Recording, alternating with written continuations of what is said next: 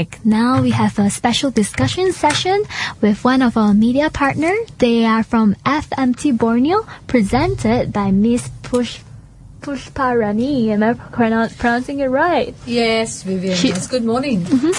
She's the regional director of FMT Borneo Plus. Actually, I'm the regional editor of FMT Borneo I'm Plus. sorry. Also, in this session, we'll be joined by P.Y. Wong, who will join us in discussing and providing his point of view at a certain point in time, yeah? Hello, thank you for having me. Okay, Miss Hufa? Hi, good morning, Vivian. Good morning, listeners. How are you all? Hope all is well. So let's start by introducing the session. It will be we'll be talking about history, culture, religion, and also contemporary Borneo. This includes Malaysia's Sabah, Sarawak, Indonesia's Kalimantan, and also Brunei.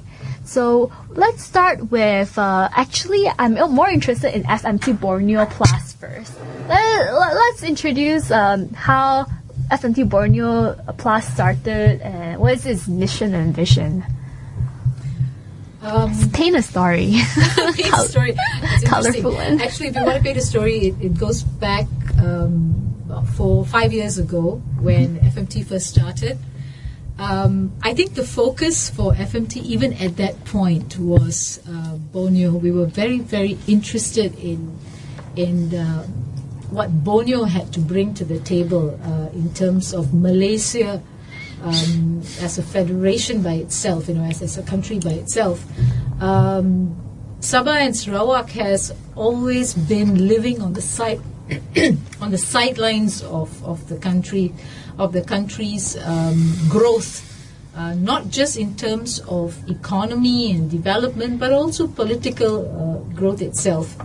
For a long time, we've just been, both those states have been observers to what was happening here in the peninsula. So when FMT decided that they were going to come to being, one of those areas they were very interested in was in Sabah and Sarawak, which was how I got involved in it. I have a personal pet interest in Sarawak and Sabah. I love those states. It's beautiful, not just in terms of its ecology, but its people, and there is something very real and very soulful about Borneo that here we in Peninsula seem to have lost. We seem to have lost the truth, the focus. So anyway, that's so much about Borneo. Can I share? Yes, please, because I well? understand you were in Sabah as well. Yeah, I spent about 2-3 months going to the rural areas of the indigenous villages, visiting them, and a lot of time spent in Sabah and Sarawak NGOs. Pacos Trust, Sadia, Brimas.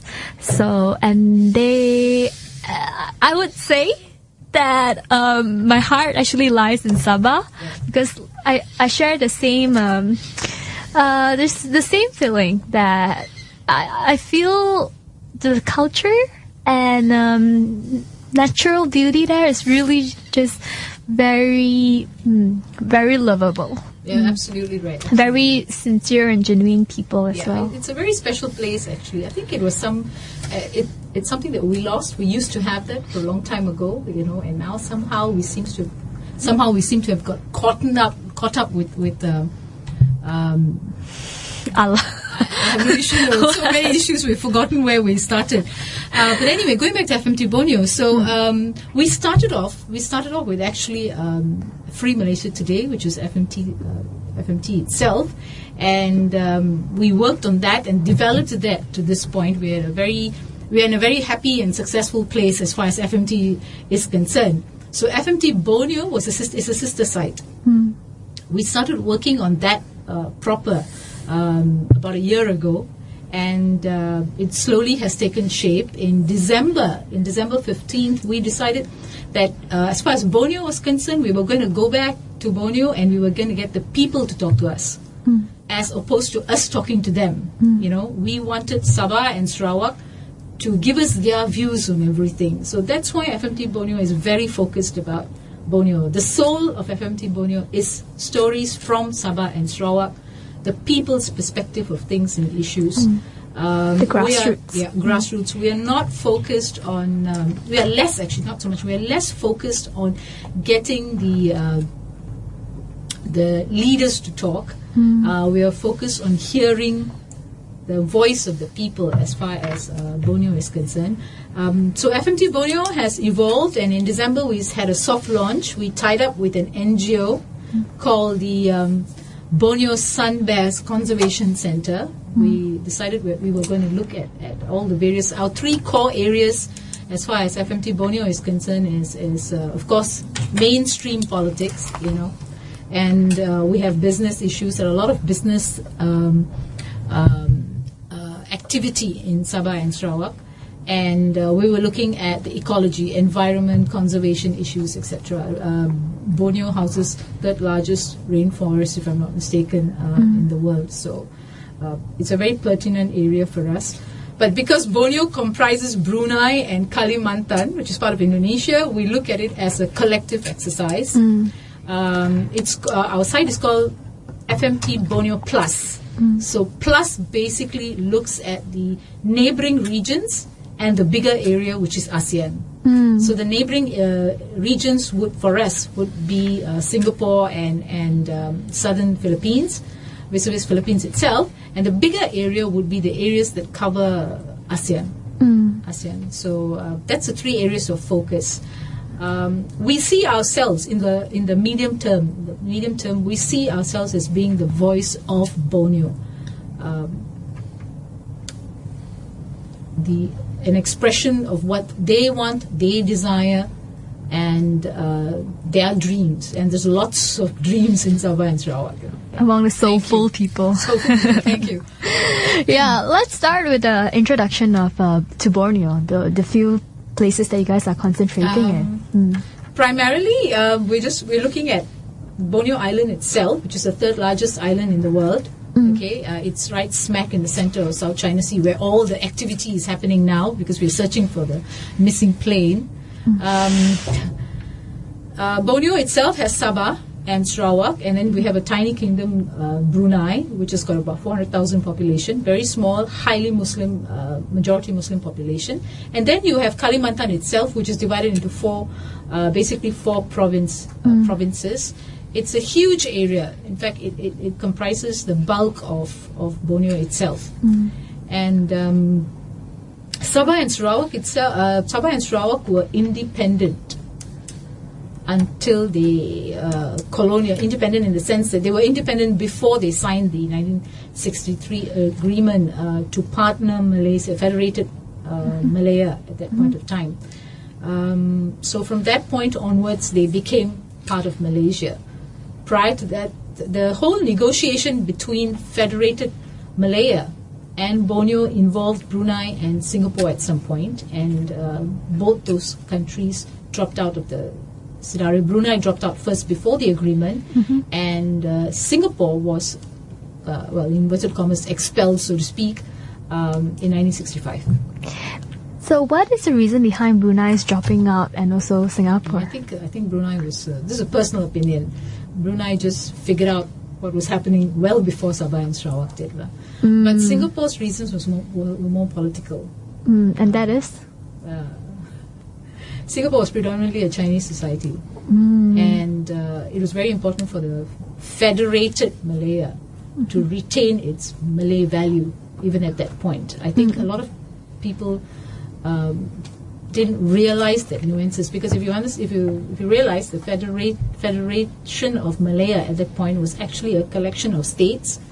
You had the federated Malay states and you had the neutral states, so they came together. I remember one of our columnists actually put up an article once to say that the primary focus of Malaya at that point, their primary desire for Sabah and Sarawak was actually Brunei first, because of the oil. They hadn't realized that Sarawak and Sabah also had that kind of a link. So they were more interested in Brunei. But in the course of that whole negotiation and agreement, Brunei had dropped out. So they were left with Sabah and Sarawak. There was this joke that I used to hear. I don't know if it's true or not, but Singapore is the only state that got independent reluctantly. Possibly, because a lot of our observers, political analysts and observers in Sabah and Sarawak insist that Singapore was expelled.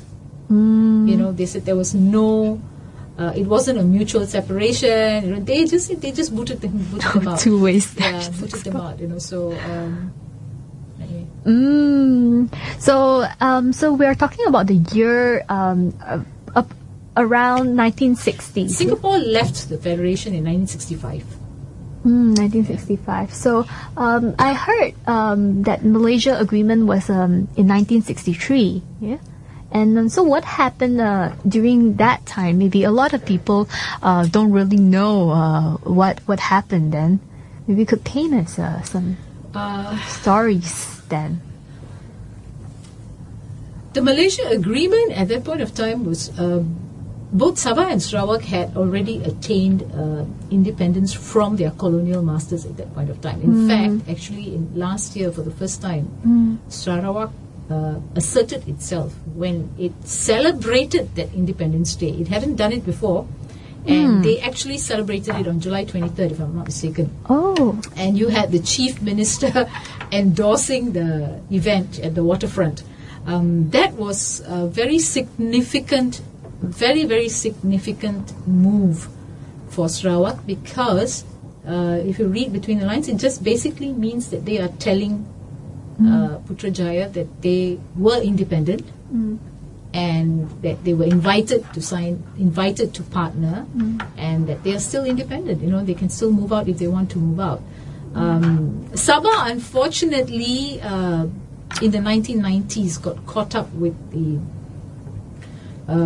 with the political movement between Peninsular Malaysia and Sabah.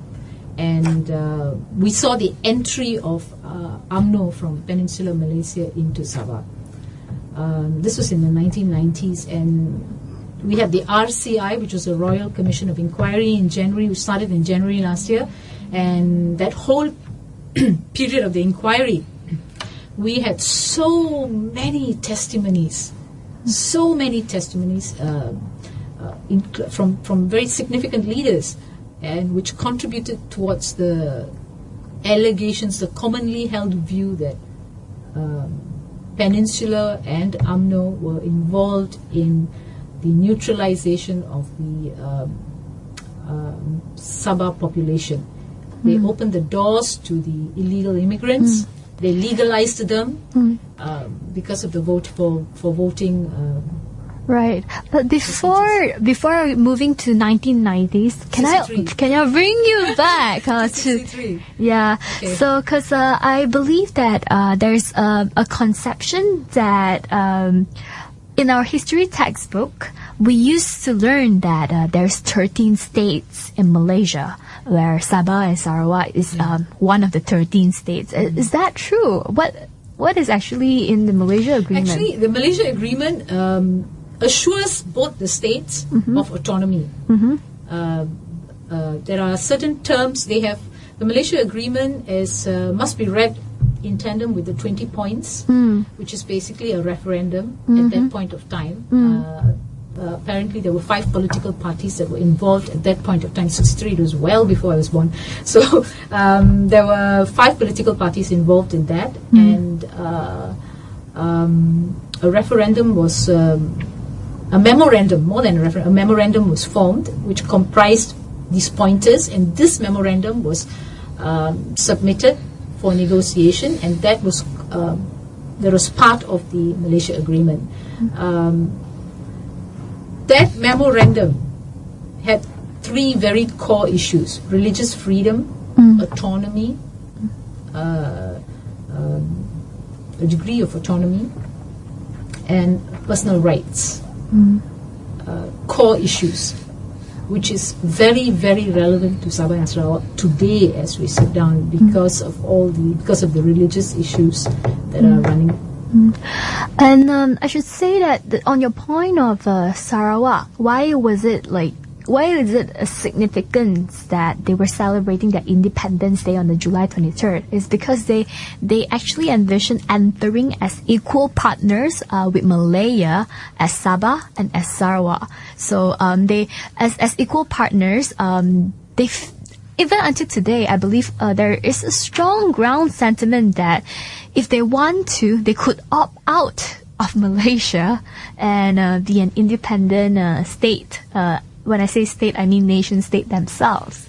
So is that true? Are they equal partners or are they states? Well, the agreement in 1963 was basically between equal partners. I think that is historical, and you cannot run away from that fact.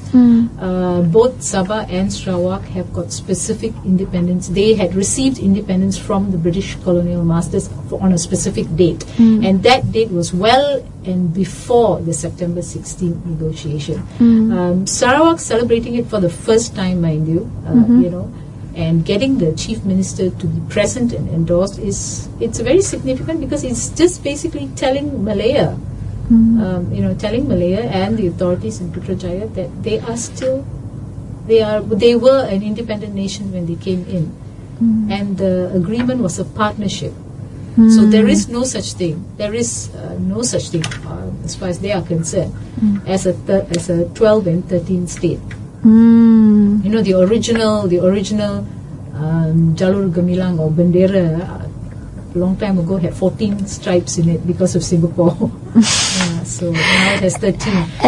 And some people think that because Singapore pulled out, so it kind of nullified the Malaysia agreement. Do you think? Well, I have grounds to believe, and this is with reference to some of our very eminent columnists. We have a lot of very good columnists who write on the issue of Borneo, and this has been disputed many times. And one of our columnists was very clear when he said that Article 2 clearly states that they are all independent nations, and that Singapore was Malaysia agreement, being that if Singapore has been expelled or let's say they have withdrawn, does it make Malaysia independent violent? Yeah. So no, and so we don't even have a legitimate ground for Malaysia as it is now. Apparently, when Singapore pulled out, that part was not even amended in the original agreement. Okay, so you can say that we are Malaysia, not. Yeah, with an agreement that is wrong. I don't think it was wrong. I think wrong is not the most appropriate word. But there should be a revised edition. I think the revision, there was not much amendments done immediately after that. So there are clauses which are still there, and that's what Sabah and Sarawak is asking for. They are saying that you need to get it reviewed. Sorry, not revised. The word is actually reviewed. They are both wanting a review of the agreement so that, and the upholding of the terms and the points that were listed out both in the agreement and in the 20 points and 18 points respectively. Okay. So while this part is still arguable, but let us give the viewers, the listeners, a little picture about how is the culture like that. You were talking about the things that you like so much. What is it? How is it like in Sabah and Sarawak? As far as the people are concerned, it's a Sabah and Sarawak has got their tribes, their religion, very very diverse in their culture and practices and beliefs. They are not. You can't pigeonhole them. You can't put them in a catalog them or put them in a box and say this is what you are and this is how you are, because there are still tribes in Sarawak and in Sabah interior who are animist. They do pagan rituals. There are still groups like that. But on the other extreme, you have the more developed and progressive societies on the other end. So Sarawak itself has got more than 25 tribes. more than 25 tribes, and they all have sub-ethnic groups that run everywhere. Sarawak is very, very vast in terms of land, and Sabah too has its own community of natives. But unlike Sarawak, Sabah natives have been marginalized greatly because of the introduction of illegal immigrants, or now legitimized illegal immigrants in Sabah. Yeah. So you have a lot of Bruneians who live in Sabah, who are ancestry is from Brunei. You have people whose ancestry is from Kalimantan who are filtered into, Philippines who are filtered into Sabah, Indonesia. In Sarawak, you have a lot of natives from Indonesia, Kalimantan area who are filtered into and fused into the society as well. So the religion before the 1990s, Sabah and Sarawak were predominantly a Christian society. Predominantly a Christian before 1990s. But with the introduction of federal influence, vis-a-vis UMNO, that part of Sabah got neutralized. So you have a larger society of Muslims now compared to Christians in Sabah. But there's a very interesting story in FMT Borneo Plus today, this morning, where the columnist, the writer, says that the Muslims in Malaya, so the Muslims in Sabah are not the same as the Muslims in Malaya. And he's very detailed about that in his article today. It's the top news for FMT Borneo Plus. Very interesting segment. As far as Sarawak is concerned, whatever you say about the former Chief Minister Tun Mahmud, he's been very protective about the state, its people, and its practices. Sarawak is the only state in Malaysia which is majority Christian population. So we'll have a short break now, and after the break we'll talk a little about implications of what kind of policies we have in Sabah and Sarawak, and also a little discussions from the floor.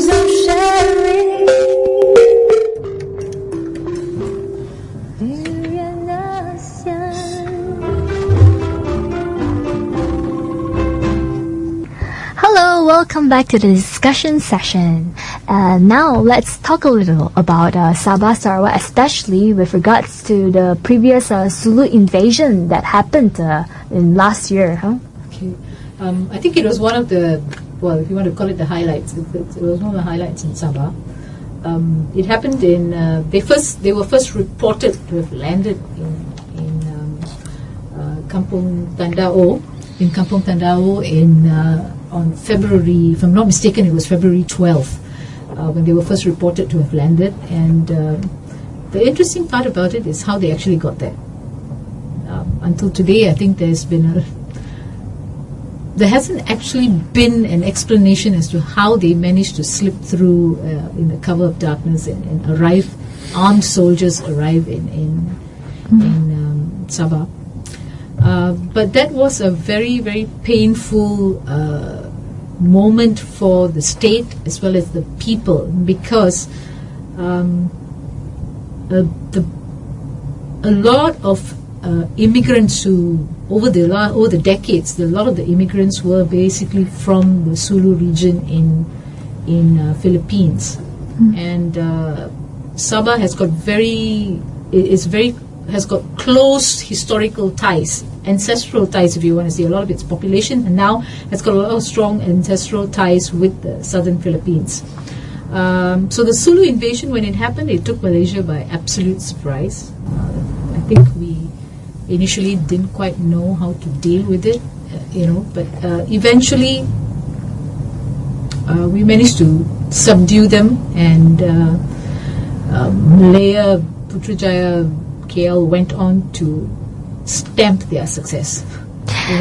Yeah, if I could provide a little context for our listeners, for a Sulu invasion actually refers to the Sulu Sultanate, who claims to have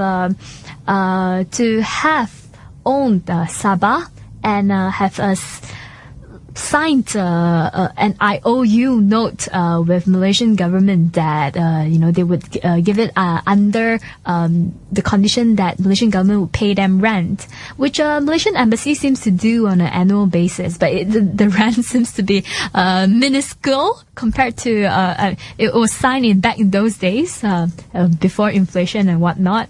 So now they, after all these years being in southern Philippines, in Mindanao and whatnot, so they have decided that it is time that they want to reclaim Sabah. So what they have did was to come with a few hundreds of armed men and started landing in Malaysia's coast from Semporna, and were declaring war. That's what they say. If they don't, correct me if I'm wrong, if they don't get Sabah back, that they will fight till death. That's The issue with Sabah and the Sulus is actually very clear cut, in the sense that Malaysia is leasing the land from the Sultanate, in the sense that it's a very, very old agreement that should have been dealt with many decades ago. It should have been dealt with and resolved many decades ago, but somehow it just never happened. So what is in existence now is a kind of like a rent, a kind of rent that you're paying to the Sultanate for the use of the land. They have been asking for that amount to be reviewed for a long time. And how much was the amount? If I'm not mistaken, it was reported to be about 5,000 ringgit a year. Yeah, so about annual Spanish currency. Oh wow, really? So is it safe to say it's about $2,000 US? Different. No, Less. it's not. Yeah, it's about 5,000 if I'm not mistaken. If I'm not mistaken, and that is actually the biggest issue here. The claimants want more. They want more, and Sabah itself is saying that that should not even be the whole IOU should be renegotiated, etc. The latest update from the Sultanate, if I'm not mistaken, was the fact that they were going to initiate legal proceedings. They were going to take it up to the international courts for their case to be reviewed. So also the passing away of the Sultan, but he said that his heirs would continue the battle. Yes, his descendants have continued. In fact, it was a descendant who had issued the statement that they were going to take, they were preparing the legal groundwork for the issue. But I guess from the current sovereign nation state's point of view, Sulu Sultanate isn't really a legitimate nation state. Well, in Manila itself sees many claimants to the title, but of bigger interest to Manila is Malaysia's involvement in Mindanao itself. Yeah. Malaysia brokered the peace deal with the rebels there. Malaysia has got very good ties on a G-to-G basis, government-to-government basis with Manila. So as far as they are concerned, they are more sensitive to Malaysia's needs than they are to their own Sulu community, because that's actually what the Sultanate claims, that Manila is not sensitive to their needs. It's not looking after them. So you'd seen Philippines on Malaysia's side in the international court. You think so? Yeah, I think this is more of a government-to-government exercise. There are a lot of vested interests everywhere. It's more than just the people, economy, and the politics. Yeah. And Ms. Pushparani was sharing how Malaysia also has a lot of vested investment in Mindanao area. Yes, we have. Malaysia is, in terms of economic expansion, we have. The last, if I'm not mistaken, the last decade we've been looking at expanding our involvement, and next year, 2015, if I'm not mistaken, is ASEAN. Malaysia takes over the ASEAN seat as chairman of the grouping, So it's good for it in terms of its image and PR and presence to have brokered the peace deal in Mindanao. And following our Sulu episode, I think one of the big worries that it has reminded of people is of the migration issues that they are facing there, especially with Project IC in Malaysia, because you're talking about not just a few hundred of armed military men. You're talking about possibly I wouldn't say half of Sabah population, but a lot of them claim that nowadays in Sabah, the population consists of half Sabahans and half probably from neighboring regions such as southern Philippines and maybe some from Indonesia. And so this crisis makes us think of how safe their state is, because it seems like there could be a lot of pre-planted mans around them already in Sabah, and this is a consequence of having a Project IC that is supposedly meant to help the ruling coalition to stay in power by giving identity cards to neighboring Muslim populations, citizenship, like granting them in return for a vote. So what kind of other implications do you see Project IC having in Sabah in the future? Okay, officially there's no more Project IC. Okay, everything was ended in that period of time, and that was predominantly right after UMNO came in. Okay. They needed to assert themselves, they needed to win. Sabah was basically the federation's crutch, political crutch. So that was the main issue. So when they introduced the RCI, which was a very landmark activity for Sabah itself, in the Royal Commission of Inquiry, when that began in January last year, there were a lot of testimonies that came up from both citizens, current citizens, legalized, illegal citizens, as well as civil servants who worked in the system, and people who were closely connected to the powers that be at that point of time. There were officials from the Home Ministry, were very close to the minister at that time, even right up to the point of even former Prime Minister. The likes of Mahathir and Anwar. Mahathir Mohamad was also accused of allegedly being involved in this. Okay, so the outcome of the RCI is still pending. The report hasn't come out. It should have come out, but it hasn't come out yet. Everyone's waiting to hear about it.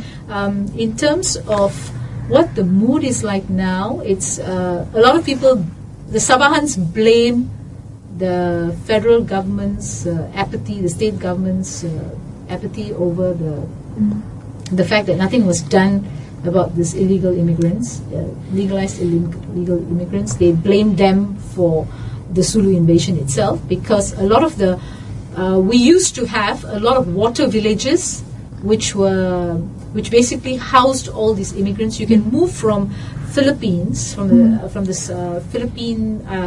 Tawi-Tawi in Philippines. You can actually it's a boat ride away to the borders of Sabah. And there's a lot of movement up and down before this, with very little control.